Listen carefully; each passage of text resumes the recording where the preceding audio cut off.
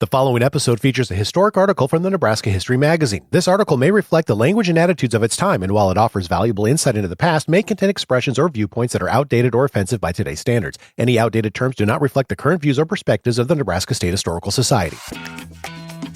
Welcome to the Nebraska History Podcast. I'm your host, Chris Goforth. Each episode, we explore articles written and published in Nebraska History Magazine.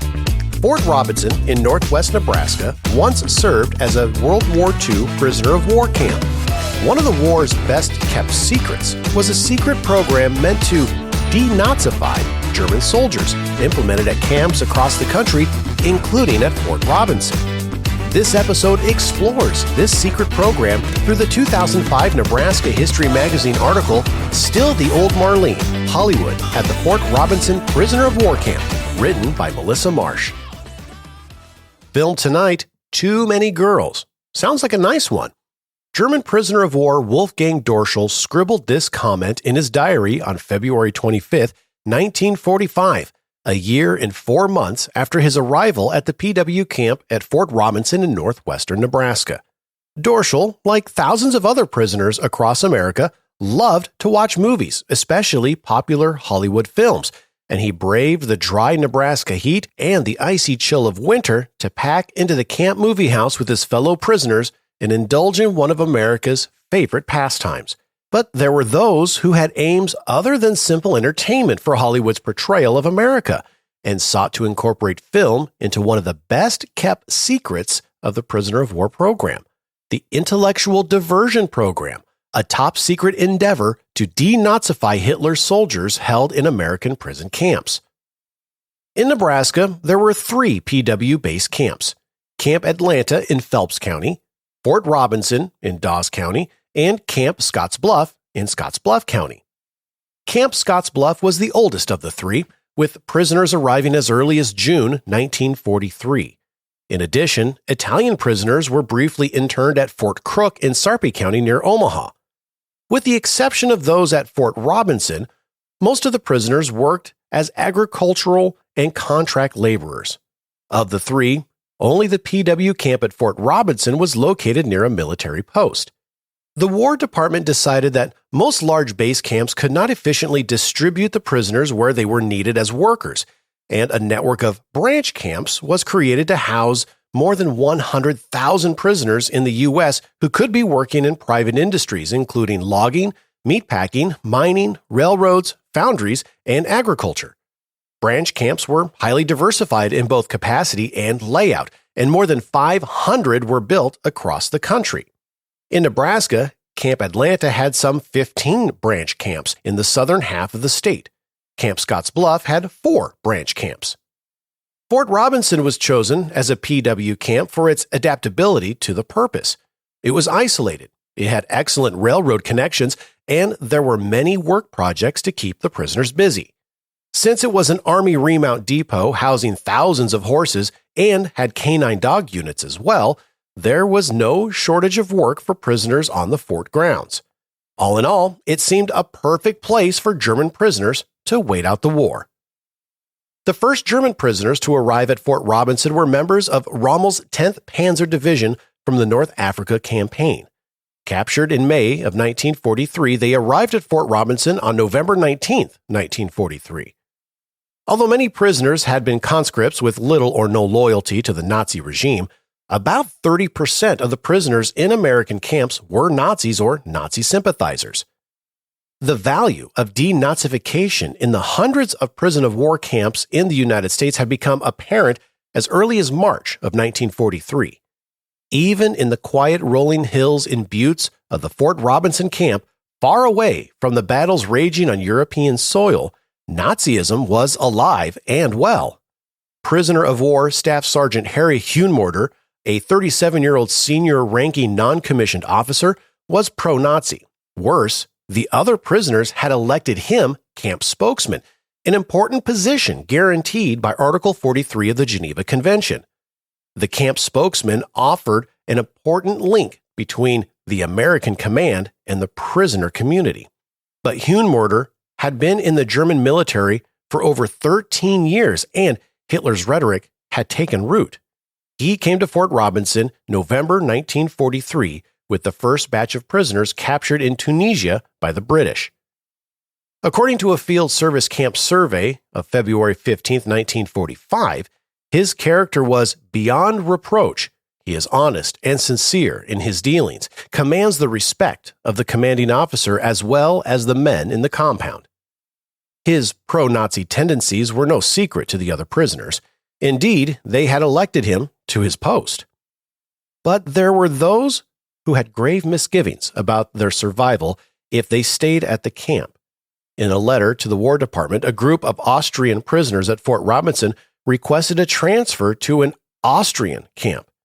In the letter, they identified Huhn-Morter as, quote, the head Nazi, and also made accusations that the American camp commander had a strong dislike for the anti-Nazis and Austrians. Quote, we have repeatedly asked the American leadership to separate the Nazis from the anti-Nazis and likewise in the American prison of war camps. But in this prisoner of war camp, with the camp commander, this is not possible, end quote. They were not the only Austrian PWs to flood Washington with transfer petitions. In addition to these letters, Secretary of War Henry Stimson declared, quote, it is the opinion of this department that Article 9 of the Geneva Prisoner of War Convention does not have the effect of placing on the United States the obligation to segregate prisoners of war of Austrian origin or nationality, end quote. This directive continued to hold, even by the Assistant Director of the Prisoner of War Division, Major Edward Davison, who stated, quote, the segregation of Austrians from German prisoners of war will not be of special advantage to the Special Projects Program, end quote. Camps with Nazi spokesmen were not uncommon and often became models of efficiency. A well-run camp would endear the Nazis to the American command. This apparently became evident to those with anti-Nazi feelings. In the letter mentioned above, the Austrians wrote, quote, every other word of Colonel Blaine is my Africans, which, by that, Mr. Colonel Blaine means his Nazis, end quote. Indeed, it has been suggested that the Americans seem to have an unwritten policy of making any concession that helped keep the compounds running smoothly. The general aim of the American command was to maintain tranquility. Tranquility at Fort Robinson was a common thread weaving through the numerous inspection reports. Remarks included, quote, the entire camp presented a neat appearance. The Swiss representative stated that his investigation had disclosed the morale of the prisoners at the camp was very good. He had no complaint to make whatever with regard to the physical setup of the camp. And, quote, the writer feels that the camp commander is administering this camp very effectively and in a very efficient manner, end quote. Still, many incidents involved Nazism occurred at Fort Robinson. Prisoner Ernst Gunther Umach was put into protective custody because other POWs had threatened his life.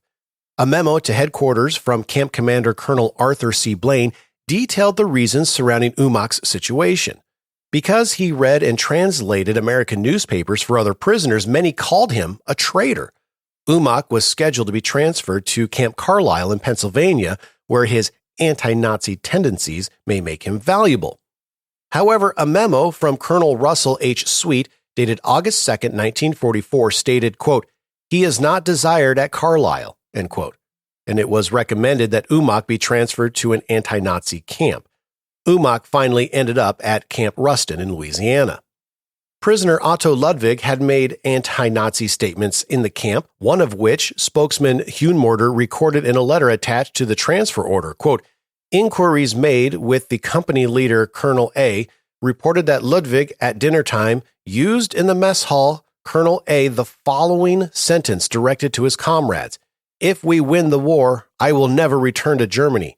If we lose it, I will deliver the Nazis to the knife, end quote. Huhn-Morter went on to explain that Ludwig's transfer would be in the interest of good order and discipline among German soldiers in this camp. Camp Commander Colonel Blaine agreed, stating that Ludwig's continued presence in this camp is considered dangerous to himself. Ludwig was in protective custody to prevent harm from befalling him at the hands of other prisoners. Ludwig's transfer to Camp McLean in Mississippi was authorized on February 22, 1944, a mere 4 days after the incident was reported. He returned to the fort in 1987 and recalled the incidents leading up to his transfer, including cold water thrown on his bed and a severe beating. Quote, "I got very bad treatment from my comrades," he said. "That's the reason why they sent me later to Camp McLean in Mississippi," end quote. Such occurrences only fueled the efforts behind the re-education program.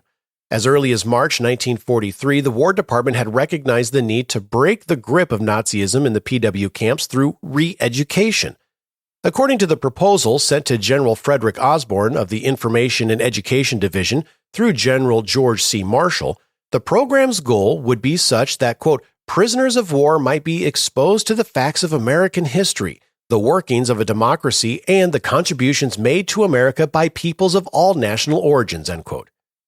Yet Major General Allen W. Gillian, the Provost Marshal General, thought the plan unwise. Quote, "Enemy prisoners of war are, for the most part, not children. Those who have sufficient intellectual capacity to be of value to a post-war world have already built the philosophical frameworks of their respective lives. Those whose minds are sufficiently plastic to be affected by the program are probably not worth the effort," end quote. The plan was shelved on June 24, 1943. But Nazism in the camps became worse. Weeding out Nazis from the anti-Nazis eventually became the tool of choice to control the violence. On July 17, 1944, a comprehensive directive from the War Department was issued segregating the Nazis from the anti-Nazis.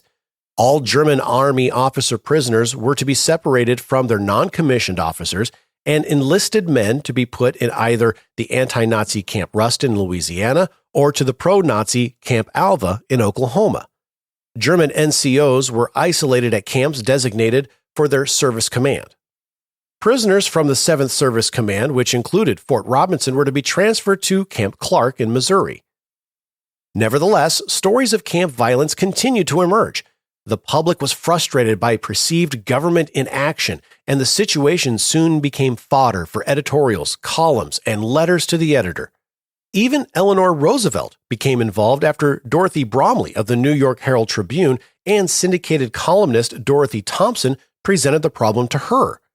Mrs. Roosevelt spoke to her husband, who then spoke to the Secretaries of War and State. They, in turn, told the new Provost Marshal General, Archer Lurch, to get out the year-old plan produced by General Marshall. Despite the public outcry and demand for resolution of the Nazism problem, the War Department knew it faced several important obstacles. The most important was the Geneva Convention's rule prohibiting captors from subjecting enemy prisoners to propaganda. This carried far-reaching overtones. If word leaked of German prisoners being subjected to propaganda, American PWs held in Germany might then be subject to retaliation. The government's desire to protect American PWs required that the program remain a closely held secret. But how did one get around the Geneva Convention itself? Article 17 contained the necessary loophole. The article stated, quote, "So far as possible, belligerents shall encourage intellectual diversions and sports organized by prisoners of war," end quote. Since intellectual diversion was encouraged, it remained up to the War Department to choose the proper subjects and media. Representatives of the War Department and the State Department concluded that, quote, "if selected media for intellectual diversion were made available in the camps, the curiosity of the prisoners concerning the United States and its institutions would provide the means for their re-education," end quote. The program was put under the command of the Office of the Provost Marshal General, who created a subcommittee to establish the policy and procedures of the Intellectual Diversion Program. The program officially began on September 6, 1944. The American public, still unaware of the secret program, continued to criticize the War Department.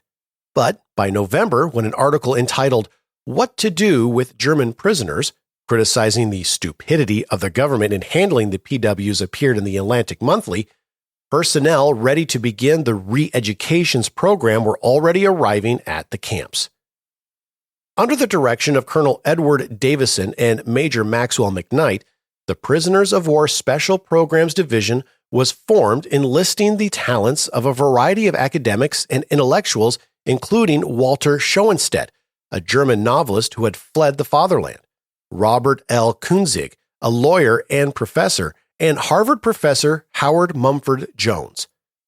The Prisoners of War Special Programs Division staff worked at 50 Broadway in New York City, a location chosen to avoid revealing the intrusion of academia into military affairs, and to avoid the scrutiny of officious military overseers.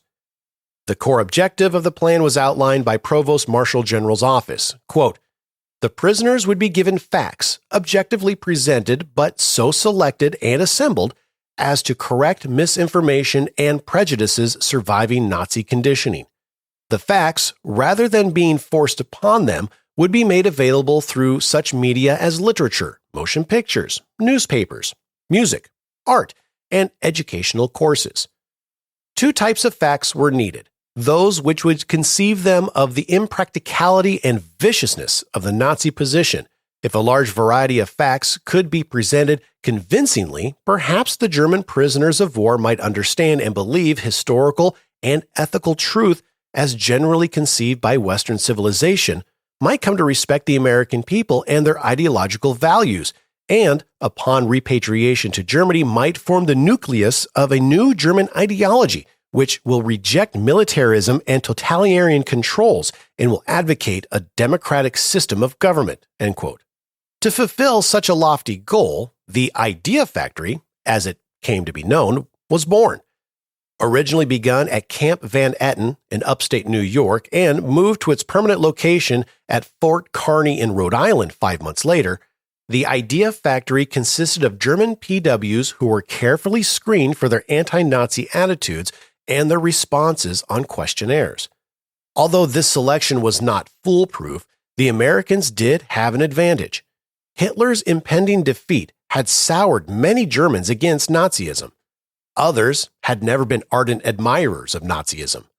Moreover, when the re-education program appeared, many PWs had been prisoners for 2 or 3 years, offering them ample opportunity to think about Germany's status in the world.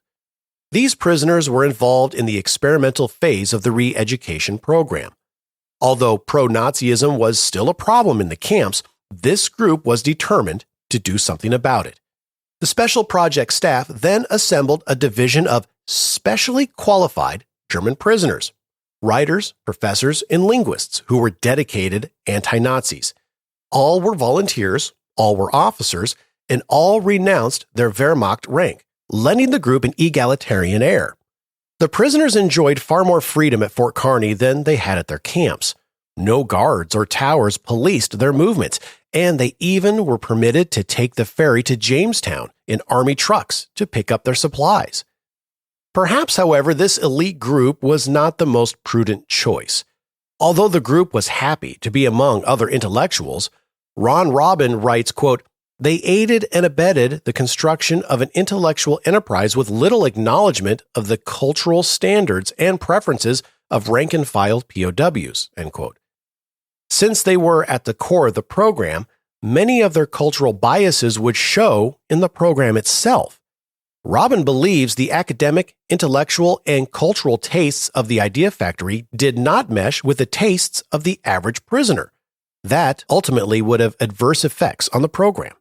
The Idea Factory was separated into subdivisions, which included, quote, a film section, which reviewed movies and translated synopses, a review section, which made recommendations on the suitability of material passed on by other governmental agencies, a translation bureau, which translated the curriculum designed in the New York headquarters, a camp newspaper section, which monitored the tone of some 70 camp newspapers, and Der Rufs, the National POW newspaper's editorial staff, end quote.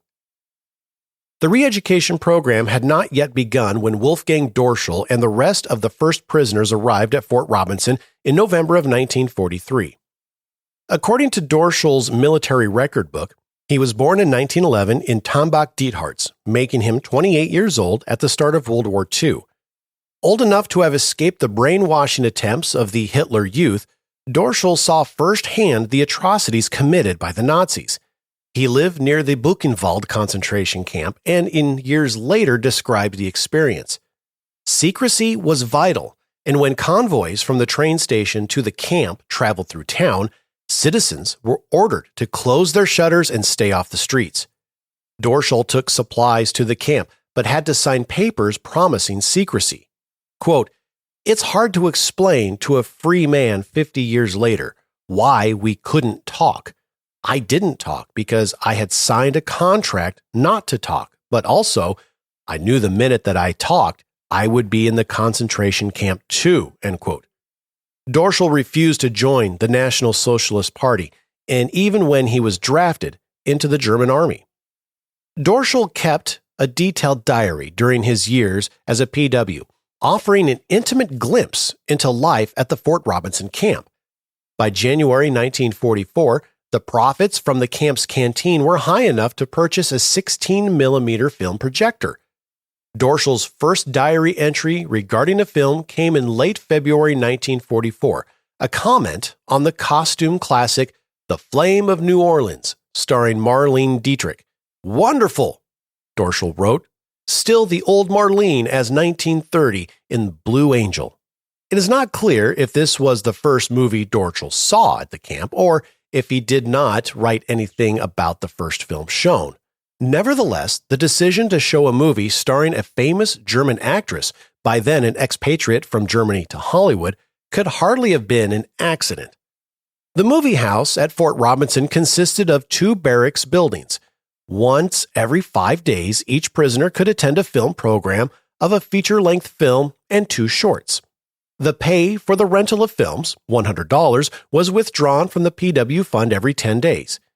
The assistant executive officer, Captain Jason Silverman, and the camp spokesman usually wrote a short synopsis of the film to distribute to prisoners who lacked English skills, and most American movies were subtitled. Films were not strictly regulated before the re-education program. Up until 1945, the camp spokesman, Harry Huhnemorter, usually selected movies. Huhnemorter made it a point to select films that, quote, "showed American life in the worst possible light," end quote. According to Alfred Thompson, who began as an enlisted man on staff of the re-education program and later became its assistant executive officer, the film program was the most influential portion of the re-education program, and the predominant point of view was that the prisoners were spending too much time and too much money for films which were not of the nature as would be of the benefit to them or to the United States, their keeper. The films chosen at Fort Robinson only emphasized this point. YMCA Inspector Howard Hong's report of July 31, 1944, reported a problem with the choice of films. Although there was no shortage of men attending the film programs, quote, "they did not especially care for most of the films. The low quality of content left them a deepening impression of an inferior America, and that there's nothing other than whiskey, drinking, gangsters, wild women, and horse thieves," end quote. Worse, Hong said the prisoners had been overheard discussing the films. "If this is America," they would say, "America is centuries behind us." In a letter to his parents on February 13, 1946, Alfred Thompson shared his perception of the camp spokesman's film choice. Quote, "They purchased from private companies the worst of movies one could choose, interspersed with musicals and heavy drama which appealed to the extremes. Deanna Durbin ruled the roost, with Tex Ritter and his pals on the other side of the corral fence. America became to them a land of half-naked women, fighting families, the roaring West, and the gangster East," end quote. Dorschel's diary is testament to both Thompson's assessment and Howard Hong's report. Movies listed in his diary included numerous Abbott and Costello films, such as Ride 'em Cowboy, which Dorschel called very, very funny, Hit the Ice, One Night in the Tropics, Pardon My Sarong, and Who Done It, which Dorschel called nice, a funny criminal film. Marlene Dietrich films such as The Seven Sinners and Deanna Durbin films including First Love, It Started with Eve, and The Master of Melody were also offered. But Thompson suggested another reason why only certain films were available to the prisoners. He said that many private companies were out to make money by selling cheap films to the camps at a fat profit. Thompson wrote, quote, "They filled their shelves with trash, advertised 500 of good films of which they had but a few copies, and sloughed the bad films off on the PW camps as substitutes, end quote.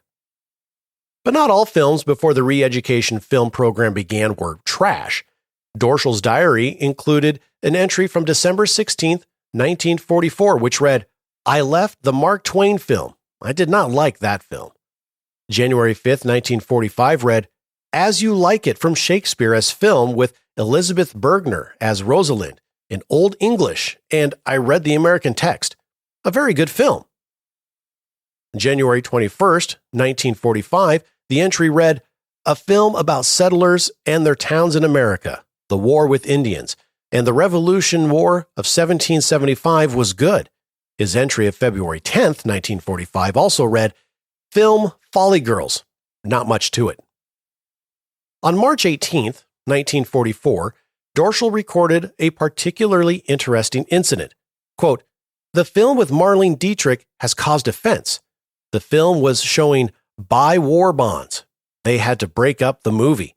The film was very good, playing somewhere in America," end quote.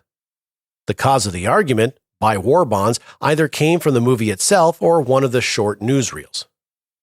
Although Dorschel does not explain precisely why the disturbance occurred, some possibilities can be inferred. If Marlene Dietrich herself were promoting war bonds, which would hardly be surprising considering the effort Hollywood put into the war cause, the fact that a German actress supported the United States instead of her home country might have offended some prisoners. But more than likely, the prisoners saw the logo at the end of the film that said, "Buy war bonds," which undoubtedly reminded them of their situation and of Hollywood's contribution to Germany's defeat. Film, especially the popular Hollywood genre, was a sensitive subject to the Special Projects Division of the Office of Provost Marshal General. Lieutenant Colonel Edward Davison, director of the division, had deep misgivings about the popular culture churned out by Hollywood. Davison wanted to focus more on the original reason for the re-education program, intellectual diversion, and films showing democracy in a positive light. Indeed, Davison believed in the power of words and ideas and thought the scourges of modern times could be controlled if intellectual leaders of altruistic vision would take charge. Instead of popular Hollywood movies, Davison wanted to show government films focusing on education and science. Hollywood movies without a political theme could be shown occasionally, but certainly not often. However, his ideas disregarded the prisoners' love for popular Hollywood movies. Davison had undoubtedly taken such a stance after it became widely known how effectively many pro-Nazi camp spokesmen, like Fort Robinson's Huenmorter, had used the film program to their advantage. Before the re-education program, films were a standard part of camp recreation that had become a tool for those bent on showing America in a less than flattering light. Early on in the camps, films such as Lady Scarface, 7 Miles from Alcatraz, and Legion of the Lawless portrayed America as ripe with rampant gangsterism, corruption, and showed the debilitating effect of democracy.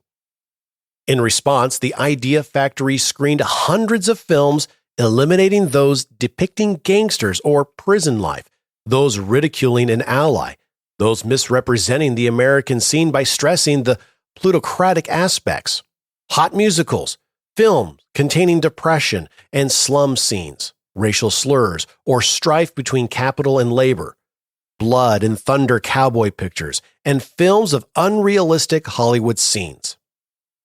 It would appear that after such a thorough weeding, not many would survive the cut, but plenty of options remained to both entertain and educate the prisoners.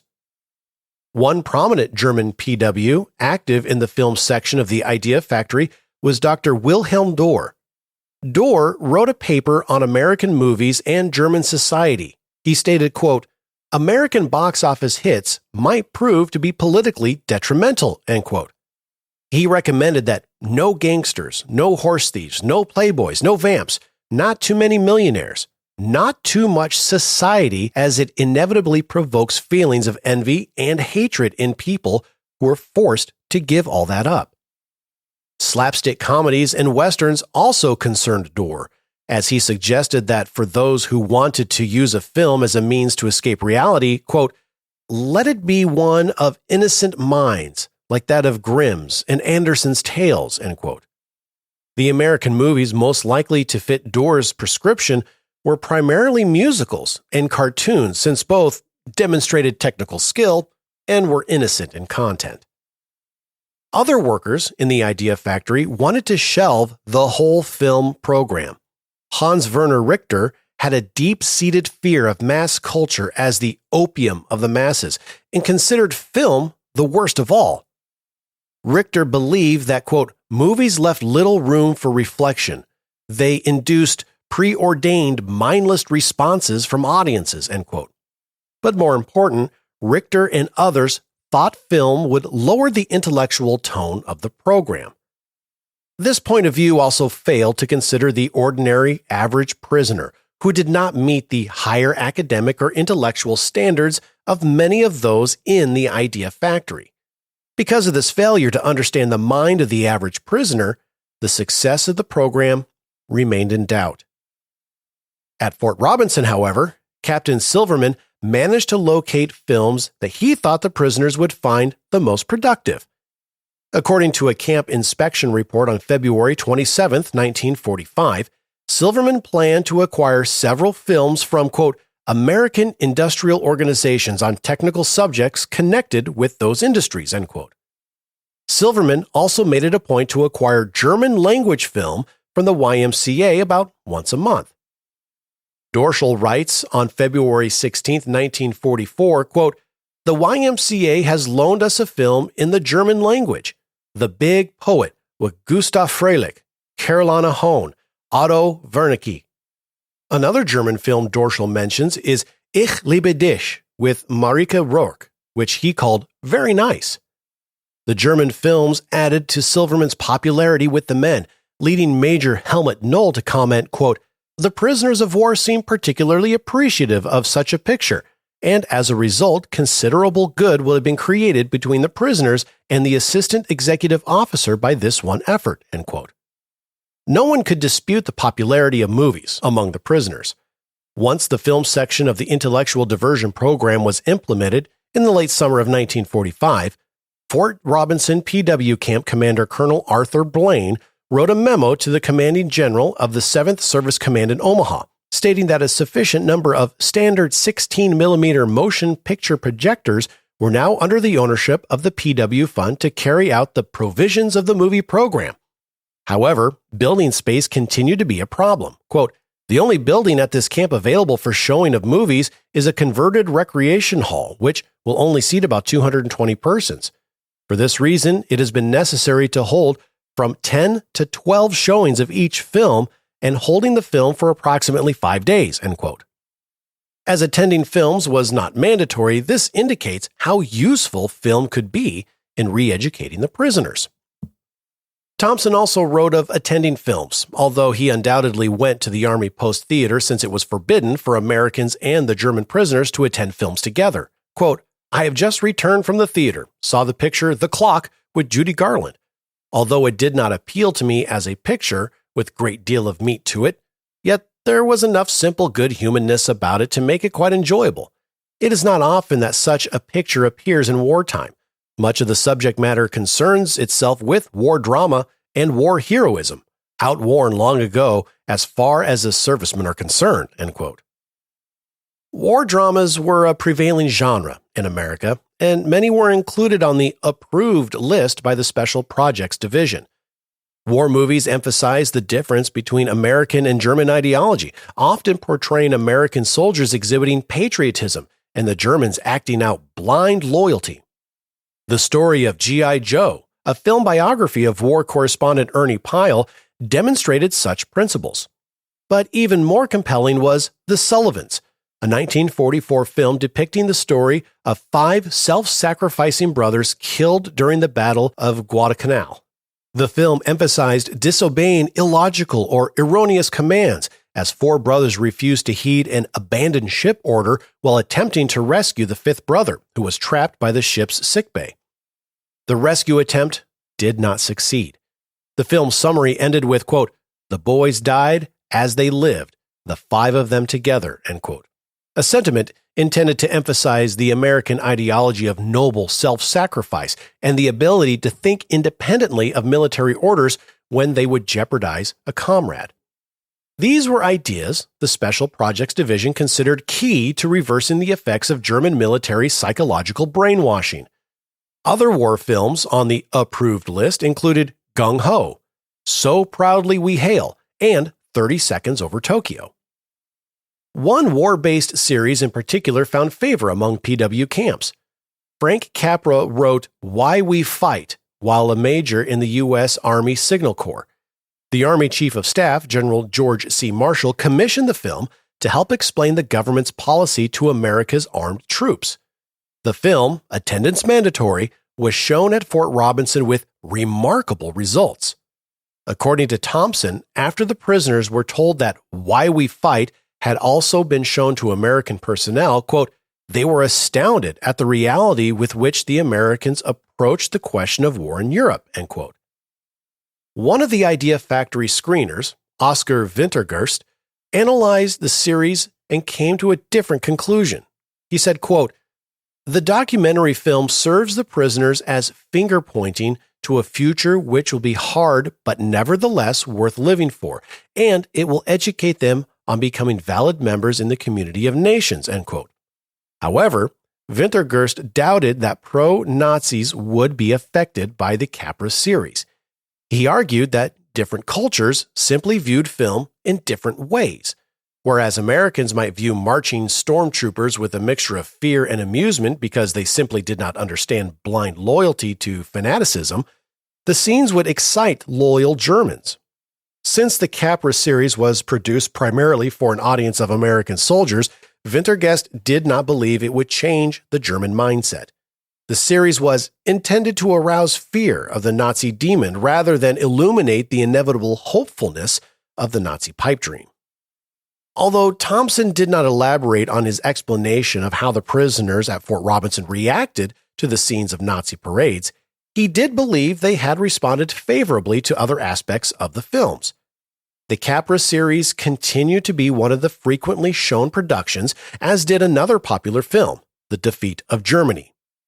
During his visit to Fort Slocum in New York for the Re-Education Conference, Thompson had purchased the film at Macy's department store with money from the canteen fund. He showed it to the prisoners at Fort Robinson with remarkable effect, he says. Quote, I think the $18.50 is completely worth its expenditure, end quote. Thompson also wanted to show two other films, The Battle of Britain and The Battle of Russia, that he hoped would elicit similar responses. The Special Projects Division had goals for the film program that were more intellectual and less emotional. A May 8, 1945 Special Projects Division memo discussed the criteria a film shown to prisoners should meet. It stated, quote, emphasis should be placed on subjects which give a true picture of United States history and traditions, the growth and development of American democratic institutions, the great industrial and natural powers and resources of this country, and American cultural achievements, end quote. A catalog of more than 6,000 films, classified according to subject headings, accompanied the memo.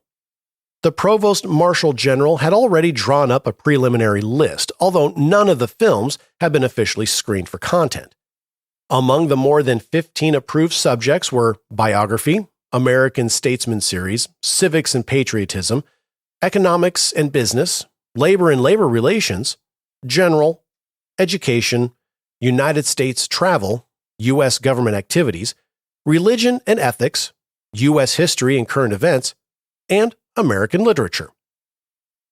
Unfortunately, such films did not enjoy the large following that the Special Projects Division hoped for. Dorschel wrote in his diary on August 30th, 1945, quote, a film, Life in America, very good, but unfortunately not too many visiting films of that kind, end quote. Dorschel also mentions three excellent films, Courage, Mr. Penn, and Prelude to War, films of the War Department. While Dorschel, a progressive anti-Nazi and leader in the re-education efforts, attended these films, it appeared that many prisoners did not. The Special Project Division's disregard for the average prisoner's interest in popular movies probably made the film program less effective than they had hoped. Since attendance was voluntary, Dorschel's diary suggests that many prisoners were just not interested in intellectual movies. However, attendance at showings of one group of films was mandatory: the Nazi atrocity films. After the defeat of Germany and the subsequent unveiling of the re-education program to the public, the Special Projects Division decided the atrocity films could be used as a lesson in collective guilt, as well as a tool of re-education. The prisoners at Fort Robinson were aware of the films before they arrived. Quote, "As yet, we have no news of atrocity films, but expect to have them in a short while," Thompson wrote in June 1945. He continued by saying, "Most of the internees await with anxiety their arrival and showing. News that other camps have already had opportunity of seeing them disturbs them to no end, for they fear they shall be left out of the program." The films arrived a month later, on July 31st, 1945. Dorschel writes, quote, "Showing a film from Konzentrationslager. The film made a deep impression on the POWs," end quote. But for some prisoners, the Nazi ideology ran deep, and they refused to believe films showed what they claimed. Some were convinced the bodies of Jews killed by the Nazis were actually East Indians killed by the British. Understandably, many prisoners might have refused to believe the film simply because they could not digest the fact that their own country and people were responsible for such atrocities. The films received mixed reactions from other camps across the country. At a viewing of the films in Halloran General Hospital in New York, quote, "A few men held handkerchiefs over their eyes. One sat with a bowed head with his hands tightly covering his ears for most of the film. The majority, however, remained outwardly unmoved," end quote. Some reacted with horror and shame, demonstrating their outrage by burning their uniforms, as at Camp Butner in North Carolina. Others voluntarily raised funds to give to the survivors of the concentration camps. But the sheer horror of the films could not convince even some Americans. A guard at Camp Belle Glade in Florida told P.W. Horst Finke, quote, "Don't believe that baloney," end quote. The Office of the Provost Marshal General took a survey of more than 20,000 prisoners preparing for repatriation to ascertain what influence the films had. Only 36% of those surveyed believed the facts of the atrocity films to be true. The popularity of the offerings of the film section of the intellectual diversion program far surpassed any other aspect of the re-education effort in PW camps throughout the country. Thompson called it a, quote, "worthy attempt to bring the prisoner of war a type of movie program which would show America in its true light on one hand, and which would give him a rounded program of entertainment and experience on the other," end quote. But Thompson also believed it was, quote, "too little, too late." He cited several deficiencies in the program, including the difficulty in showing films in branch camps as well as in the main camps. Branch camp showings were infrequent, not only because of their distance from the main camp, but also in the interest and attention they received from the base camps. And these were the men who most deserved and needed such relaxation, entertainment, and education. The language barrier posed another problem. Thompson acknowledged that the average prisoner had a good command of simple everyday English, but conversational language was often beyond them, making it difficult to follow movies. Quote, "True, action often spoke the words as loudly as the characters, but this was the exception rather than the rule. Thereby, it was discovered that much of the meat of the story went far over their heads and was missed, with the result that the moral value of the picture was lost," end quote. Other problems plaguing the film program included the lack of funds to buy sufficient film projectors. The machines often broke down, and replacement parts were hard to come by. In regions with sweltering summers, it was difficult for the prisoners to sit through a movie in the heat. At Fort Robinson, summers were hot and dry. Thompson wrote of prisoners who would often sit through a movie in swimming trunks, and often less than that. When his 2 hours of entertainment were through, he often wondered whether such punishment was worth the price he paid, both in canteen checks and in heat fatigue. The fragility of the film itself was also a cause for concern. After multiple showings, German-language films loaned by the YMCA often had become badly damaged, and those on the West Coast who received the films last were usually very disappointed in the film's physical quality. While Thompson's experience derives mostly from Fort Robinson, he also participated in the School for Democracy at Fort Eustis and was able to gather information from other assistant executive officers and prisoners from camps from around the United States. Whether or not the film program stimulated democratic thinking among German prisoners is hard to calculate. Other than the survey on the atrocity films, no studies of the film program itself were ever undertaken. Yet, according to the Office of the Provost Marshal General, between June 15, 1945 and January 31, 1946, a total of 8,243,035 admissions were recorded. On average, every prisoner saw 30 feature films. The program also generated money for the Central Prisoner of War Fund, bringing in a total of more than $1.2 million. It was obvious the film program was widely popular with the prisoners. If some of those figures were more representative of the feature film programs churned out by Hollywood than the intellectual movies, the Provost Marshal General's office did not distinguish between the two. Wolfgang Dorschel and Alfred Thompson worked closely together on the intellectual diversion program, and their friendship carried on well after World War II. The two attended a PW reunion at Fort Robinson in 1987. Both provided the fort with invaluable materials, including lesson plans from the intellectual diversion program and personal mementos from other former PWs held at Fort Robinson.